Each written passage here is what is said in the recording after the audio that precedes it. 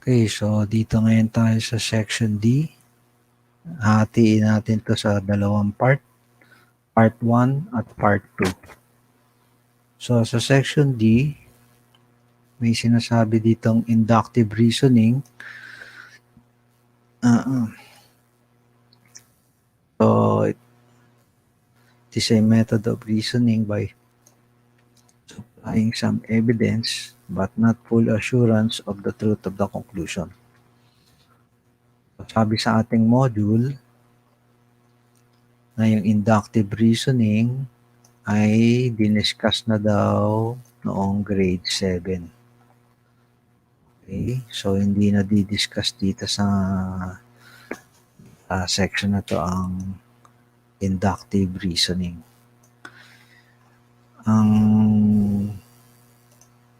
Ang diniscuss dito is the deductive reasoning. Deductive reasoning. So merong dalawang law ang deductive reasoning. The law of detachment at saka the law of syllogism. So dito sa part 1, ang pag-uusapan natin is the law of detachment. So the law of detachment says that if the following two statements are true, so ibigyan ka ng dalawang statement. If the hypothesis,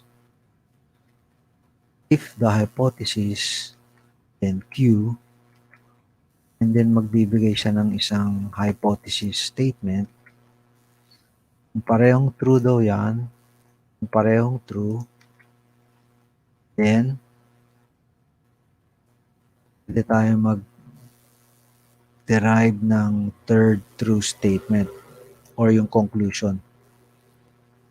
Okay, yung conclusion ay manggagaling sa conclusion. Okay, so ulit, if P, then Q, and then meron kang hypothesis dito, and then ang conclusion gagaling dito sa conclusion dito. Okay, so example, ito yung mga true statements natin, no? Yung mga kulay blue, yun ang ating P or the hypothesis. Yung mga kulay orange, yun ang ating conclusion. Okay? So, letter A. Tatagalogin ko para mas madali natin maintindihan, no? Kung ikaw daw ay isda, then ikaw ay nakatira sa tubig. If you're a fish, kapag ikaw daw ay fish, then sa tubig ka nakatira. Okay, so that's the if hypothesis, then conclusion.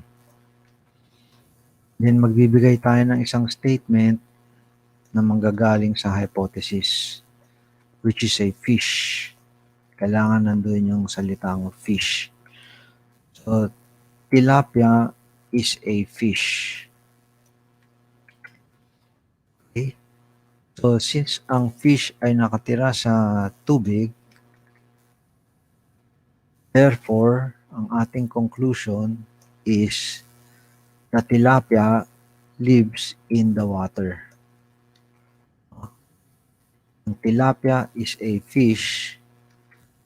Since ang fish ay nakatira sa tubig, then ang tilapia ay nakatira sa tubig. Okay?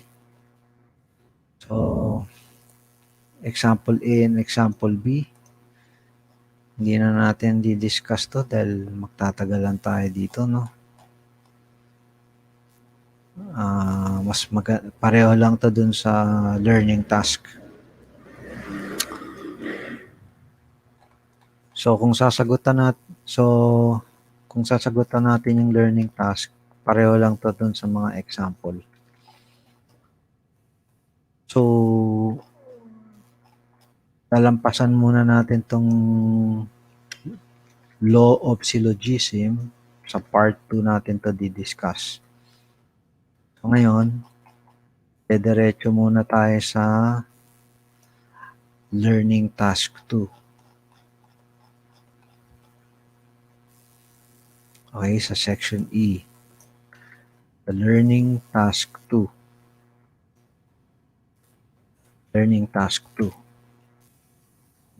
Meron tayong mga example ng law of detachment. Pero bago tayo magpunta sa law of detachment, merong letter A dito. So kung pupunta tayo sa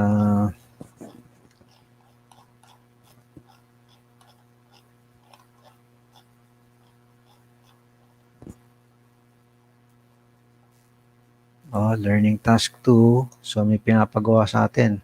Letter A, gumawa daw tayo ng conclusion on the following patterns. So,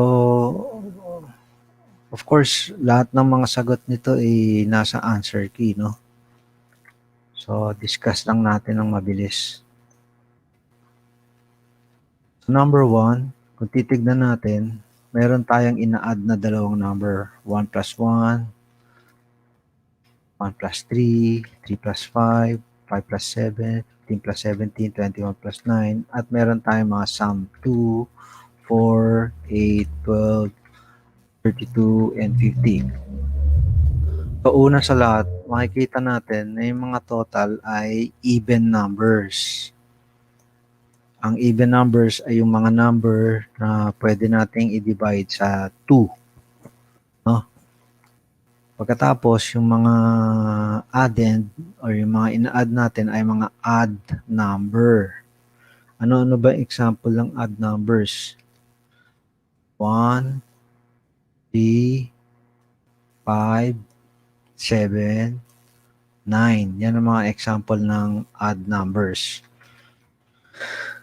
So kung ang huling digit ng number mo is 13579, yun ay odd numbers at hindi natin pwedeng hatiin ng eksakto sa dalawa ang mga odd numbers.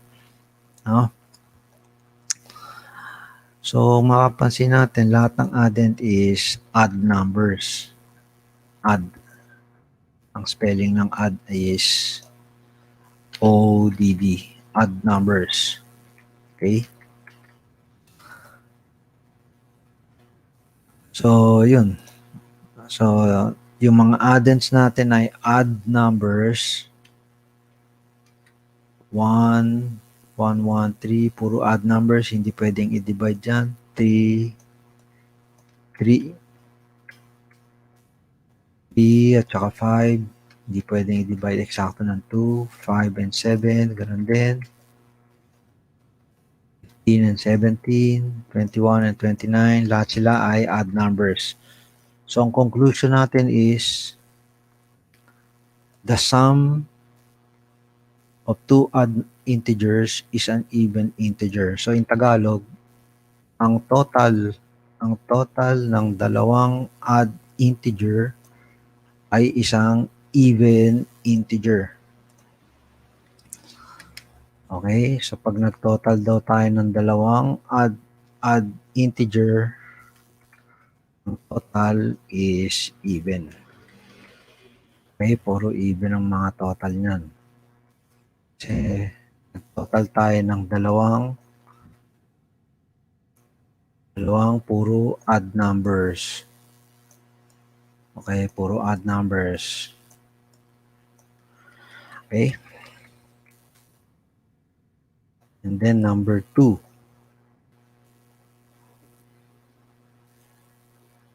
So, anong mapansin natin sa number 2? Tignan muna natin yung sum. Ano ba yung mga sum natin? 3, 7, 11, 17, 43, 53. So kung mapansin natin, yung mga sum natin ay odd numbers.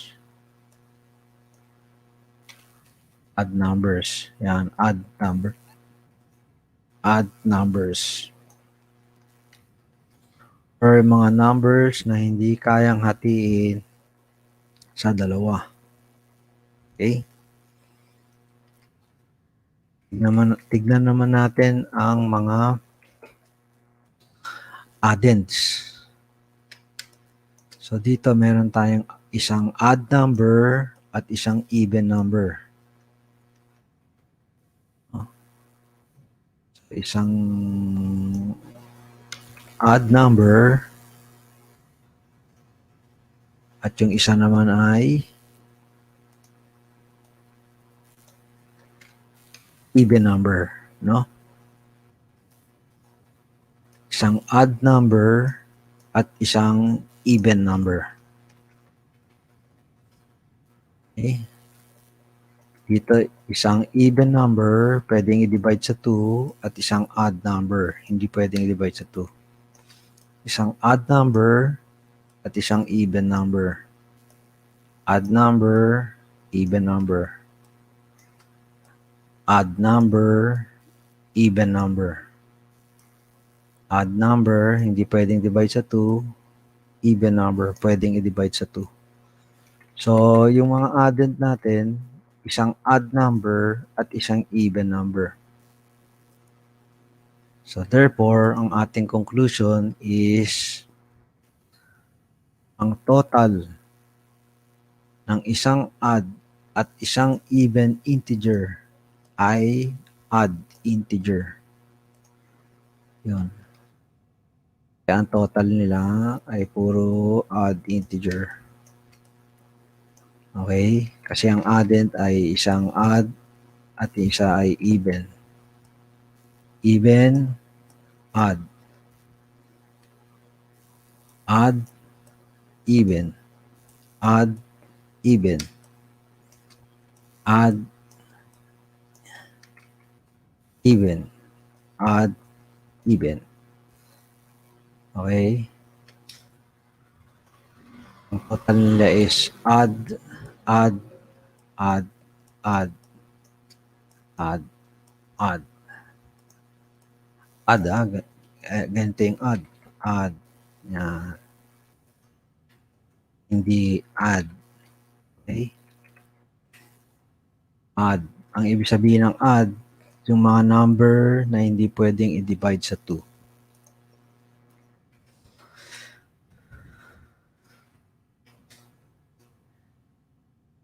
So, number 3, and ang technique siguro dito, mas madali kung umpisahan natin yung result, no? So, this is equal to 1. Ang result nito is 9. Ito naman ay 25. Ito naman is 49. 81. 121. Anong mapansin natin sa mga result? 1, 9, 25, 49, 81, 121. Lahat sila ay odd number. Odd number. Lahat sila ay odd number. Tingnan naman natin yung nasa kaliwa. 1, 3, 5, 7, 9, 11. Puro odd number din. So anong ginawa natin sa odd number? In-square natin. No? So kung makikita nyo, may mga exponent 2. So ibig sabihin nun, 11 times 11. That's equal to 121. Ito naman ay 9 times 9. That is equal to 81. naman ay 7 squared is 7 times 7 is 49.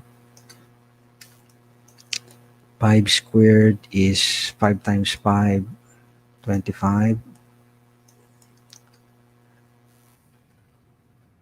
One is 3 squared, 3 times 3 is 9. And then 1 squared, 1 times 1 is 1.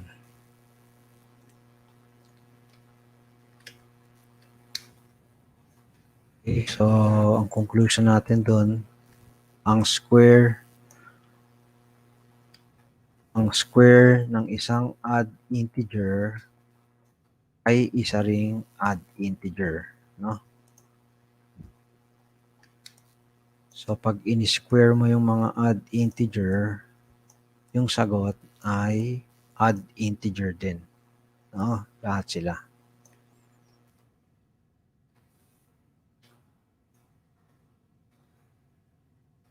Okay, so dito na ngayon tayo sa letter B. Gamitin daw natin ang law of detachment. Use the law of detachment to draw the conclusion. So gamitin daw natin ang law of detachment para makagawa tayo ng conclusion. So kagaya ng example natin kanina, lahat ng blue is the hypothesis. Lahat ng orange is the conclusion. Tagalogin natin, ang dalawang linya ay parallel kung ang dalawang linya ay parallel, then hindi ito nag-i-intersect. Yung line J and K are parallel. So ito yung J and K. So line J and line K ay parallel daw sila. Since ang parallel ay hindi nag-i-intersect, ang J and K are parallel, therefore, ang J and K ay hindi nag-i-intersect. Okay? Dito sa conclusion, malimit, itong conclusion ang kinukuha natin.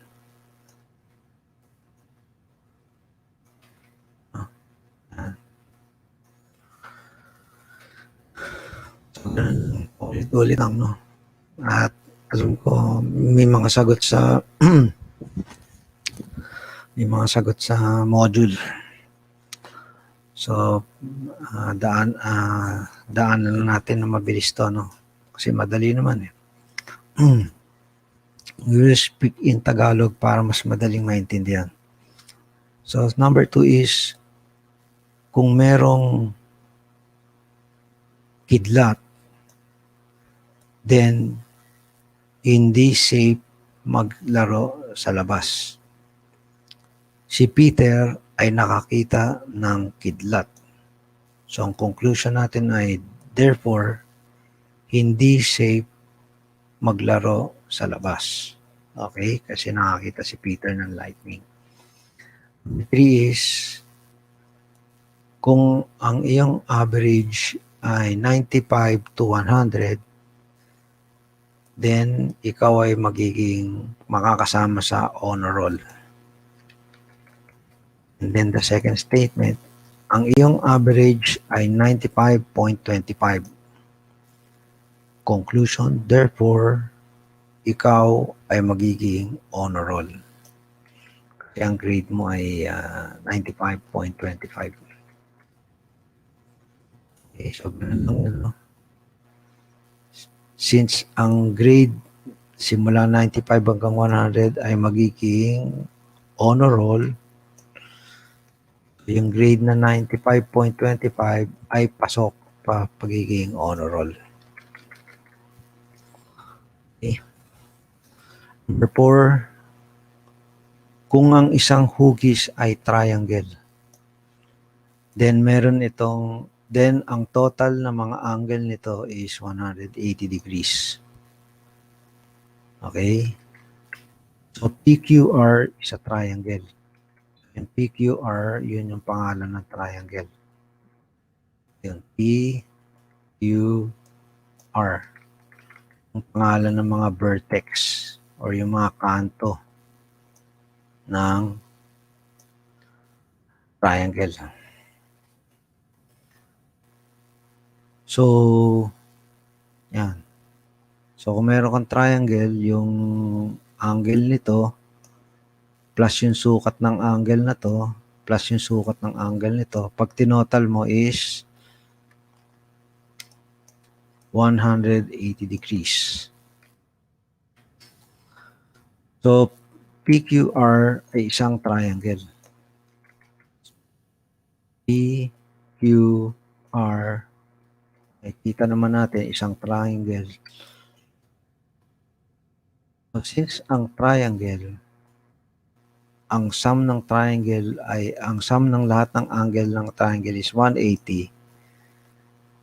Conclusion, therefore, ang total ng mga angle ng triangle PQR ay 180 degrees. Okay? Number 5. Tagalog ulit. Kung ang total ng dalawang angle is equal to 90 degrees, then ang angle ay complementary. Yun ang tawag sa angle, complementary. Kapag ang total is 90 degrees. So, angle X is 30 degrees. Ito yung angle X. Ang sukat is 30 degrees. And angle Y is 60 degrees. So, meron tayong dalawang angle. Ito naman is angle Y. Ang sukat is 60 degrees. Angle X and angle Y. Okay. So, since ang total ng dalawang angle ay 90 degrees, then yung dalawang angle na yon are complementary. Therefore, angle X and angle Y, since ang total nila is 90, 30 plus 60 is 90. Therefore, ang angle X at saka ang angle Y are complementary. Okay? 6. Kung ang dalawang circle ay merong parehong center, ang tawag dito ay concentric.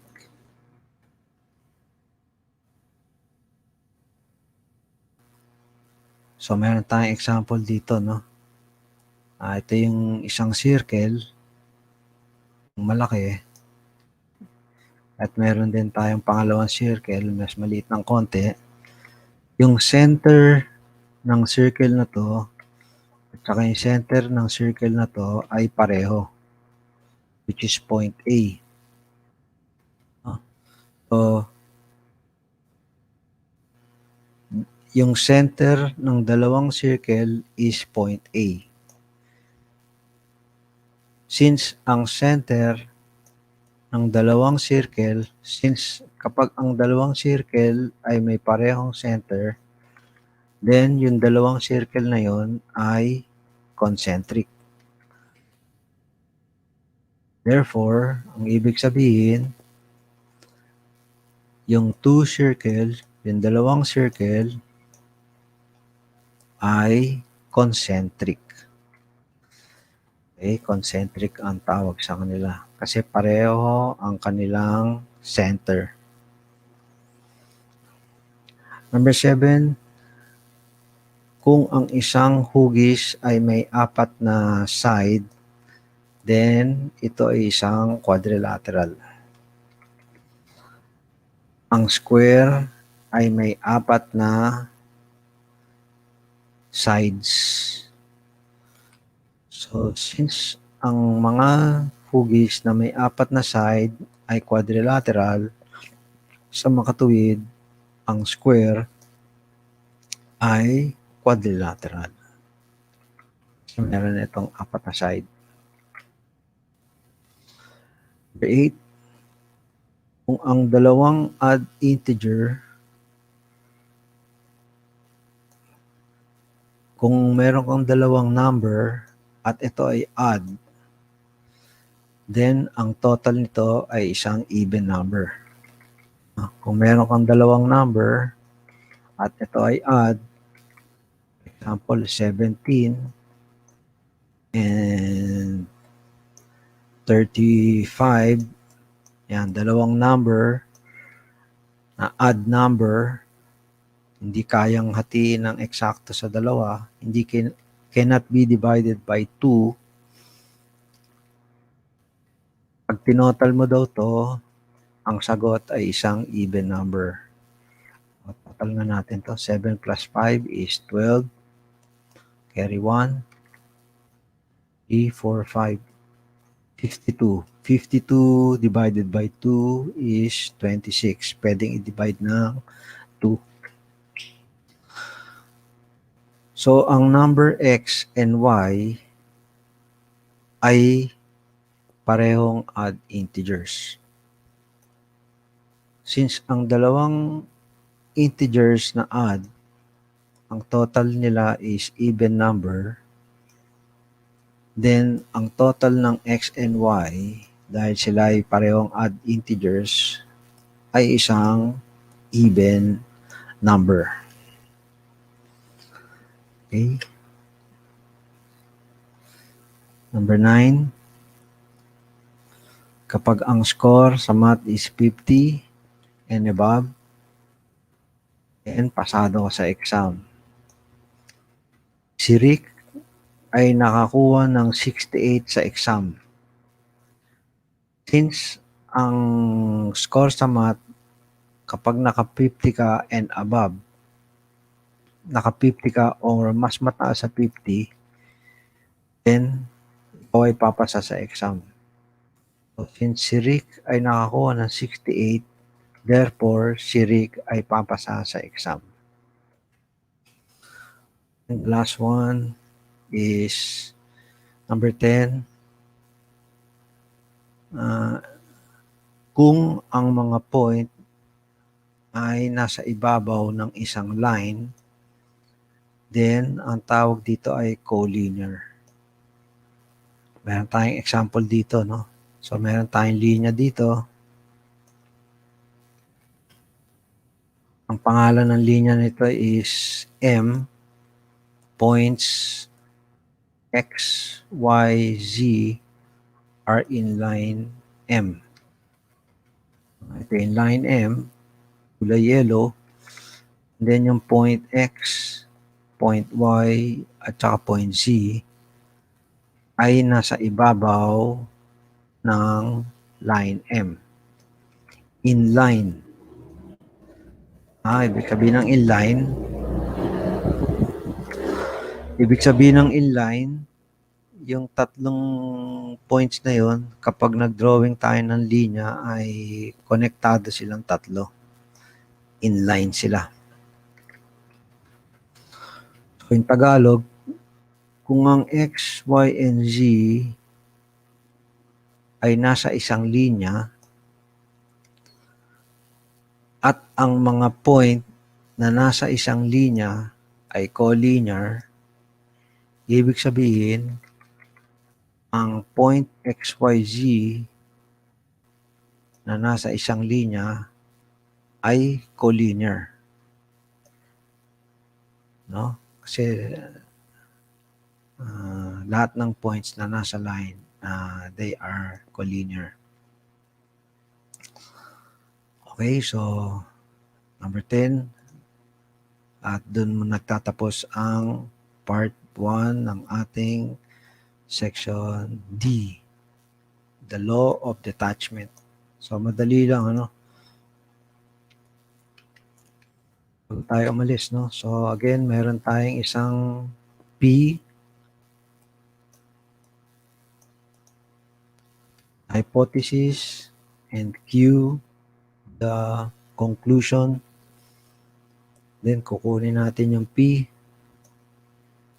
And then, ang conclusion natin ay ito. Okay?